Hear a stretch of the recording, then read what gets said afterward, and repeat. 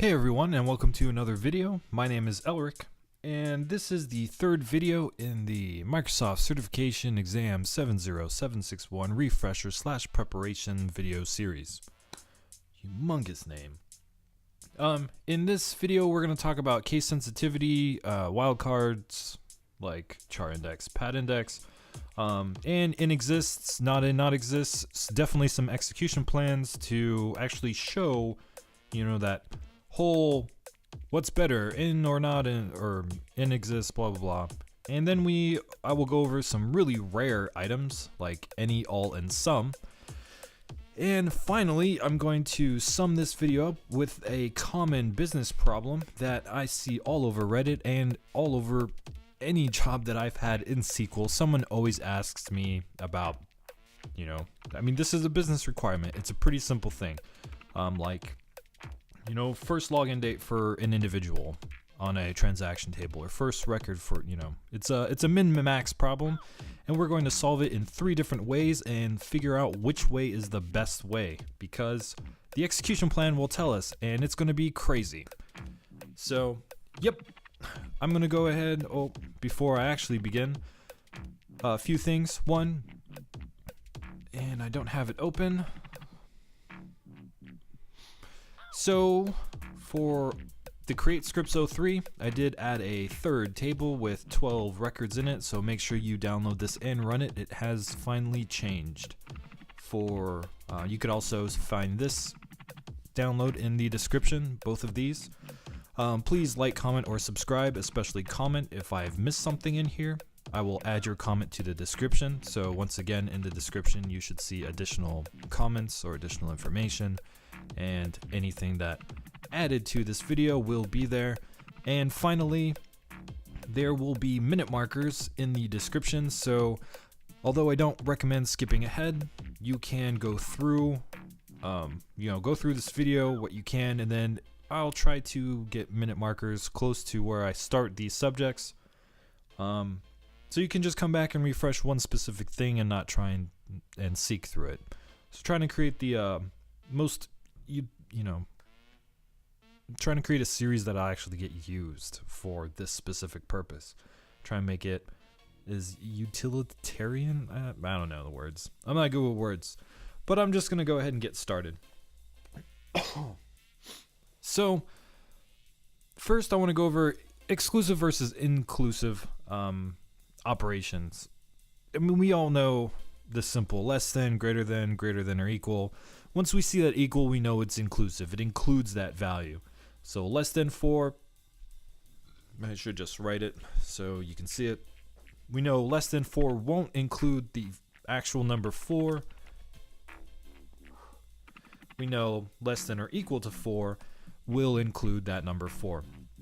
So this is considered exclusive, and this is inclusive.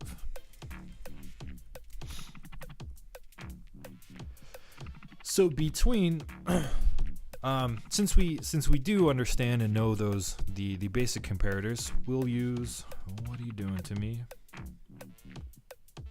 Oh, there we go.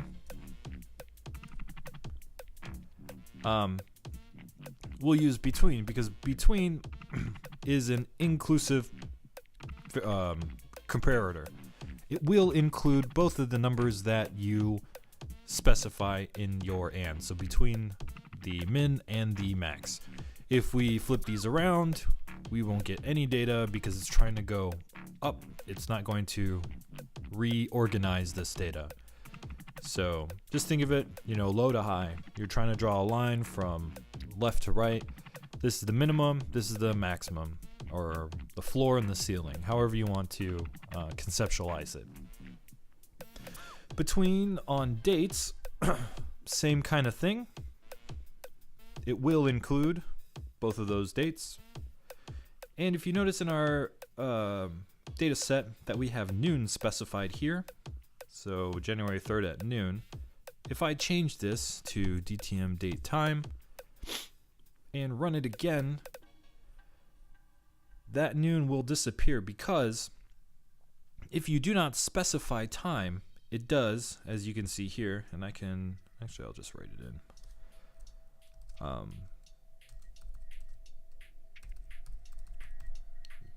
2, 3, 4, 5, 6, 7.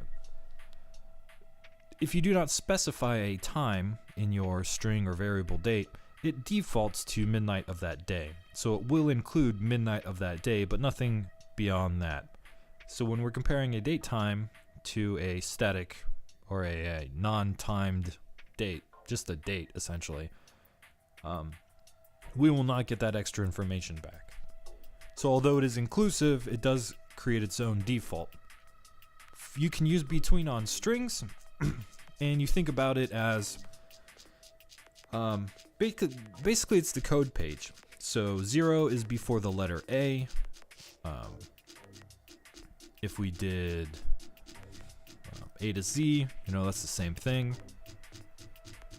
If we did A to 0, because 0 is before A, that's the wrong order of that floor to ceiling, so we won't get any data back. So you just got to kind of think of it like that code page, like a dictionary, where A is before AA, which is before AAA, etc. So you can use between on strings. Now, this might be a common thing, maybe an uncommon thing. I want to go over Modulo real quick. I don't know why I call it Modulo instead of Modulus or Moduli. I just like it, Modulo. It's like a superhero or something. But Modulo is essentially during a division problem, and I'll run this right now. During a division equation, you divide a number with your divisor. You have a quotient and a remainder. So 4 divided by 4 is 1 with no remainder. 4 divided by 8 is 2 with no remainder. What Modulo allows you to do is to compare that remainder. So 1 divided by 4 is 0 with 1 remainder. And that's what we get these specific records back. It's I was in SQL for a long while before I actually had to use Modulo for even odd, but just wanted to cover it because, you know, it might be rare. I'm not sure. I do want to make this more complete, you know. The other things are this not equals, bang equals. I normally write it like this with the angle brackets. There's no real good or bad way to do it, but I'm trying to force myself to start using not equals as bang equals or exclamation point equals, because there are some other operators like is not greater than 2. So we only get 1 and 2. So is not greater than means it has to be less than or equals. It is less than. It's the same thing, but it really serves a different purpose mentally. Like you can think of a different problem. You don't have to restructure the left and right because you want to use greater than or equals or less than or equals. There are those other operators like not greater than and not less than. So I'm actually trying to convert to use the bang instead of the angle brackets. So know that those all do exist. Not greater than, not less than, not equals, not equals, you know, greater than, less than, greater than, equals, less than, equals, etc. And that's basically it for the inclusive and exclusive. Just to get those out of the way right here. And then because of that string comparison and that inclusivity, I want to go over case sensitivity. Now this is a really important thing to learn. Normally we can query a table and get back, you know, where string equals Bob, and we'll get back Bob.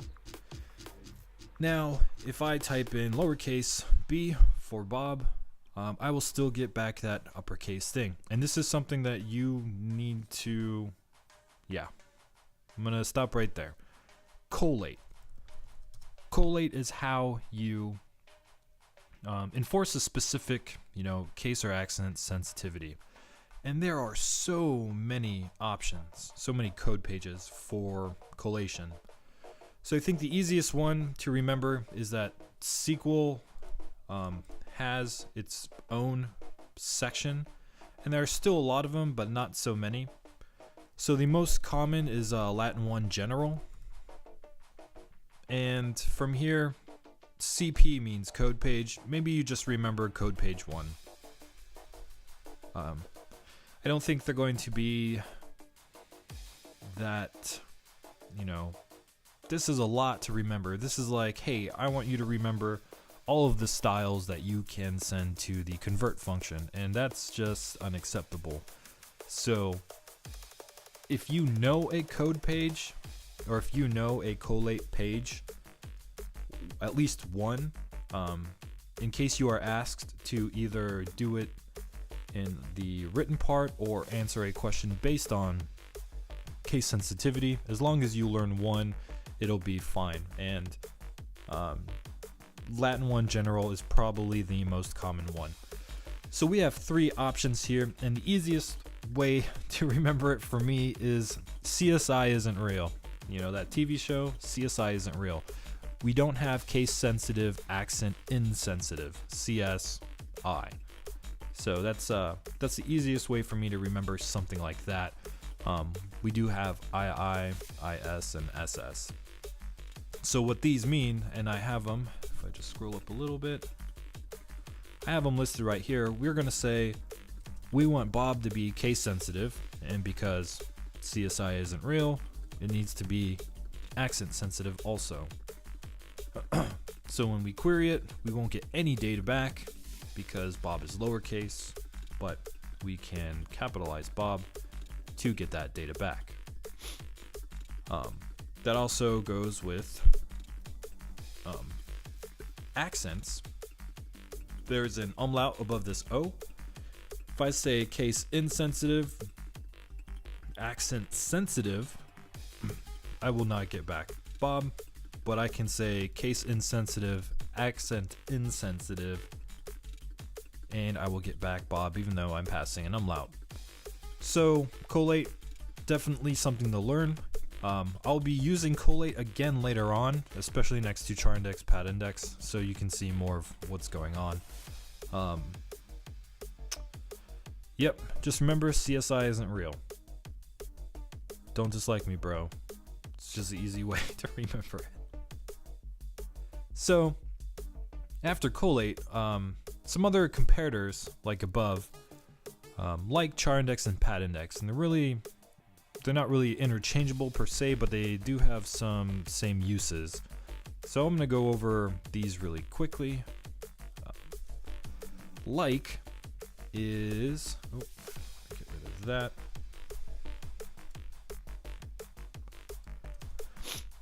Like is an equal sign, so you can get back Bob, but it's an equals that allows wildcards. So we have a couple of wildcards. So like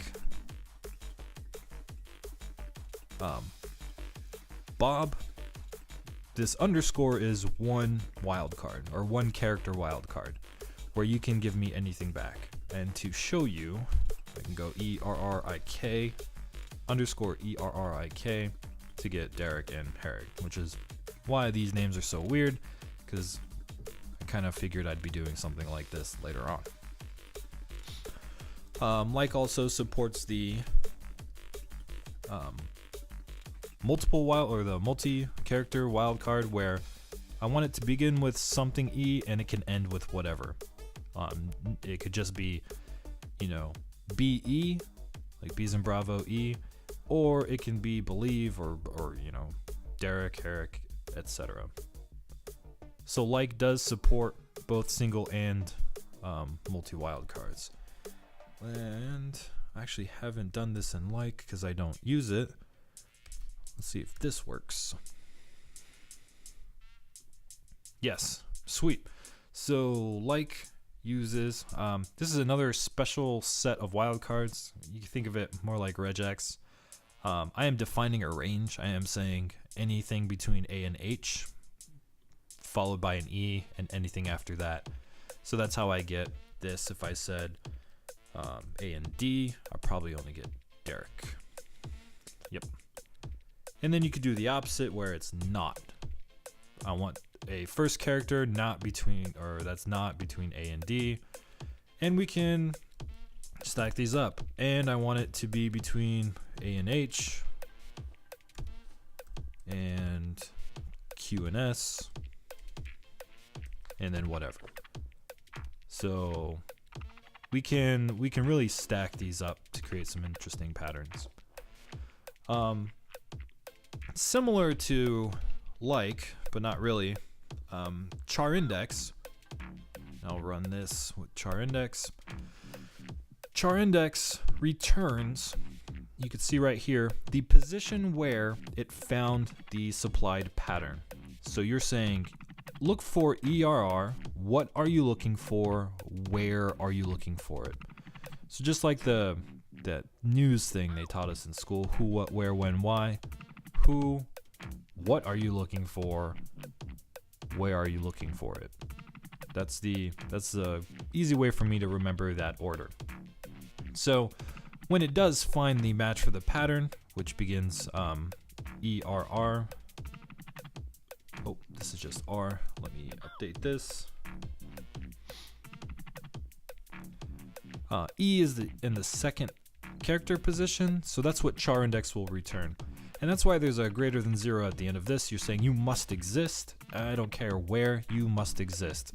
So that kind of works like without using wildcards. And in fact, you cannot use wildcards with CHARINDEX.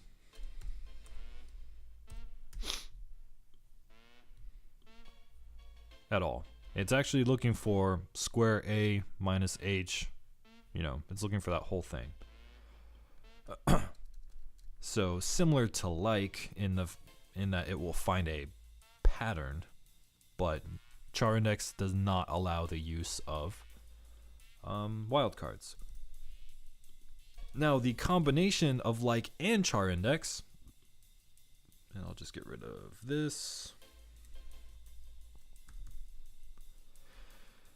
And I'll get rid of this.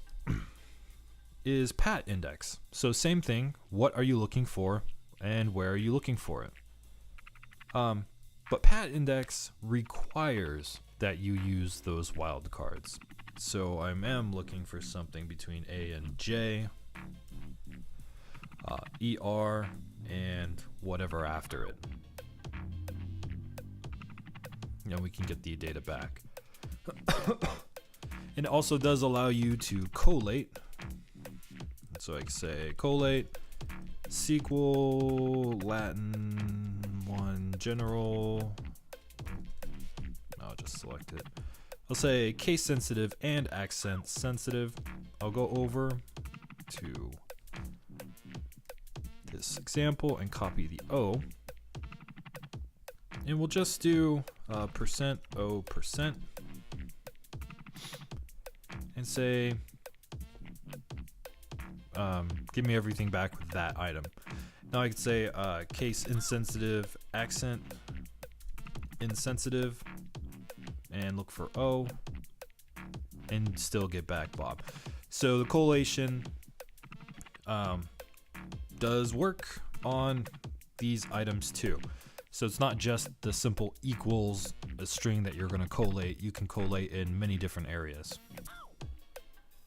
And that's going to do it for the pattern lookup and the wildcards.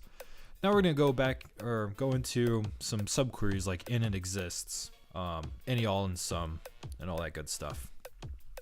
So in and exists, we probably have used these before. Please understand that you can, with both in and with exists, you can send data from your from table down into your where clause. I am misnaming the example 3 because I'm just doing where exists in example 3. I'm naming it to O2 instead, just so I don't get any collisions. But I just do want to point out that both in and exists allow you to use in your subquery data from the from clause, unlike joins do, which will process this differently. So these two items return the same data set, and with that long battle, which is faster, inner exists, they are the same. They have the same execution plan. The exists isn't doing the first one out or anything like that. So that should settle that. However, you can do a not in and a not exists. Delicious. And that's where it does get quite different. So we still get, because of the null values, we get Bob back. So we still do get data back. The not in, the exists, and the in execution plan are the same. You know, this is being the anti, but still cursor and small execution plan. The not exist, definitely cursor. You can already see 48% versus 52. It is a little faster, but this specific clause right here is basically doing the first match, because we have 12 records up here, and it's going to look for the first match, and once it gets that match, it's going to exit out. So not exists is more performant than in, not in, and exists, but it's really hard to use not exists in all cases. So if you can use not exists, that's where you should try to, if you can mentally process, given your challenge, a way to use not exists instead of in or not in. Yeah, there we go. Not in and not exist. Do use not exists, but in and exists, same thing. So here we are now. The SQL optimizer is doing its thing. It's kind of converging all of these different plans into a single plan anyways. So I do think we're pretty familiar with how in and exists work. I didn't really want to cover them, but I did want to go over the execution plan a little bit to kind of give you the idea of what's happening. We can send data down or just not send data down. Either way, we're not bound to it. And this shouldn't return anything. Yep. But now for the fun part, because I have not I have not ran into these things in the wild. Any, all, and some. These are very unique things. I guess I can start with any, because that would make the most sense while making this transition. Any is kind of like in, but you get an operator. So I am saying give me everything from my first data set, which has 1, 2, 3, and 4, where the ID is not equal to anything in here. So we get all of them back. And I want to go into this deeper, why this is different from in. 1 and 2 is being returned back, and I'm saying not equal to 1 or 2. Well, I'm saying any, so 1 is not equal to 2. 2 is not equal to 1, and 3 or 4 are not equal to 1 or 2. So that's how we're getting that data back. Saying greater than any. So we should only get back 2 and 3 and 4, because 1 is not greater than 1 or 2. And that's how we get, 2 is greater than 1, which was passed back through here. And that's how we get 2, 3, and 4. Now, instead of saying any, we can say all. We're saying you must be greater than all of the items returned, and we get 2 that disappears. Or you must be less than all of the items returned. And we don't get anything because this is returning 1 and 2. Less than or equal to all, we should only get back 1. So all is, and you're going to see the true power of all in this demo at the end, but any and all are very interesting, and execution wise, they are very lightweight.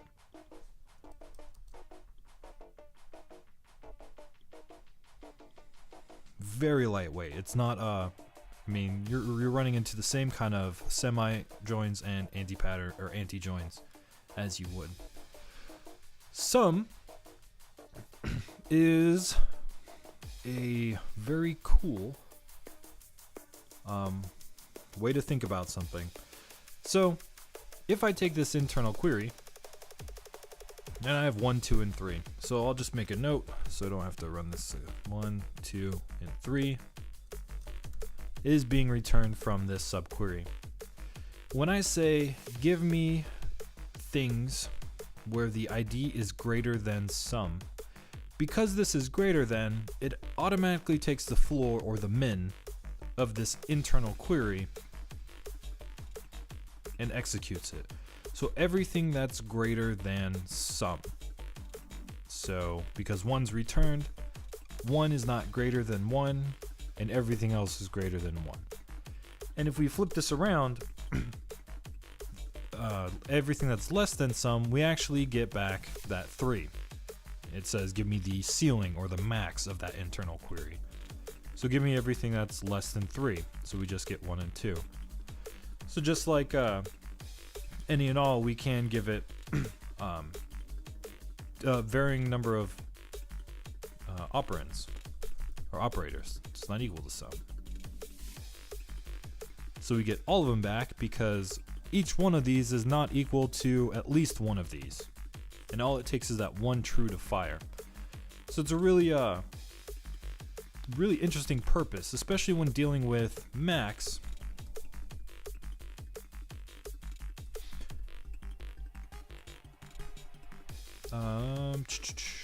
Less than equal to sum, and then I can join.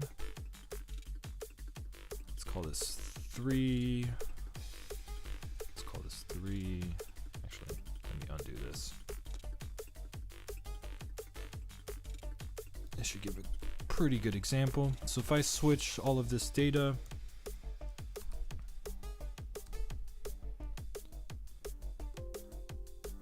to my larger data set with 12 records, I can pass down, let's see, string envar.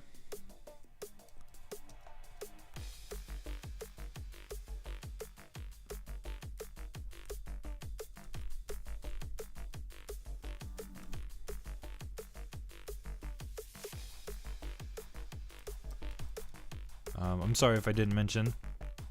These also can take columns from the top. Any, all, and sum can take data from the, or columns from the from clause, and just like an exists, match it. So I'm saying less than sum of the data that's being returned where my names match. And this is basically returning the min. It's almost like a self join on a min. How we can get that back.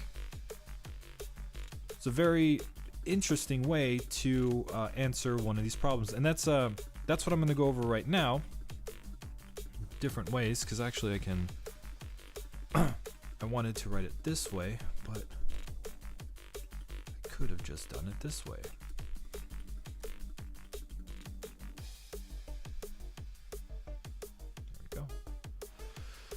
So a really common problem that you hear, especially on Reddit, and in any place of work, is kind of similar to these sentences. When did the user first log in, and you're looking at a transaction table?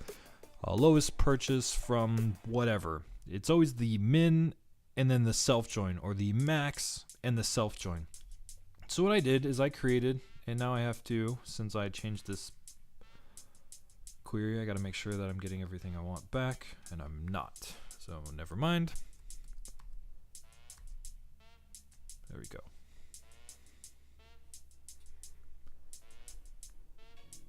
So I created these, or wrote these 3 queries. And this is probably the most common answer to what I was just describing, where you take a min and you group by and you join to the previous table to get that minimum date for that specific thing. And in this case, we're just using name, because in an inner join, you cannot send data from the top table down. And if we try to put this in the CTE, we couldn't even create that proper min. I mean, we could just put it in the CTE, but it would be the same kind of concept. So this solution and these other solutions all produce the same result, where I'm taking a min based on the name coming in, I'm minning the date and grouping by the name, and then self-joining, and then this really simple statement, not greater than all, where I'm passing the name down. They all return the same data set. But what is so crazy is the execution plan between all of these. The first sum coming into play, we have different lazy spools, a couple of cursors happening. We have 40% of the execution time. And the most common answer being slightly faster, the min group by self join. Yet this uncommon, not greater than all, producing the same exact result set, comes in at half the speed, almost half the speed, a little over, than the most widely talked about solution on Stack, on Reddit, on just everywhere. So it's really important for you trying to take this test, not to just study for this test, but to really go in there and test things. That's what really expands your knowledge, where you can come in and say, well, if this is optimizing and this is a loop or a cursor, I could use a cursor and optimize it myself. Like, I can use a cursor and probably get this down quicker than some can. That's the thing though, if you don't know how to optimize on the physical layer, then you're not really going to be able to make the best use of a cursor. Therefore, you should stick to joins and let SQL attempt to optimize it. But then even if you stick to joins and allow SQL to try and optimize it, you have to make sure you're using the right patterns. Because again, not greater to all with that exists join is extremely fast compared to the most common answer to this problem. So this is almost spreading misinformation. So as a developer trying to get their test, I just want to end this video saying, test code, follow execution plans, try to understand what is happening on that SQL server. That's really what's going to increase your understanding and make you a fantastic developer, architect, scientist, etc. So thank you very much for tuning in. That's all I have for our, I don't know what to call them really, but like our conditional where logic, any else case sensitivity. Like I said, please comment below if I might have missed something. I do want to create a compilation of knowledge for anyone who's watching it. I'm not sure what the next video is going to be. I really only designed the beginning to try to get out of this crazy self-referencing loop that is SQL. So back to the drawing board to see what the next few videos are for this 70761 series, and thank you again for all your support. You guys have a good one.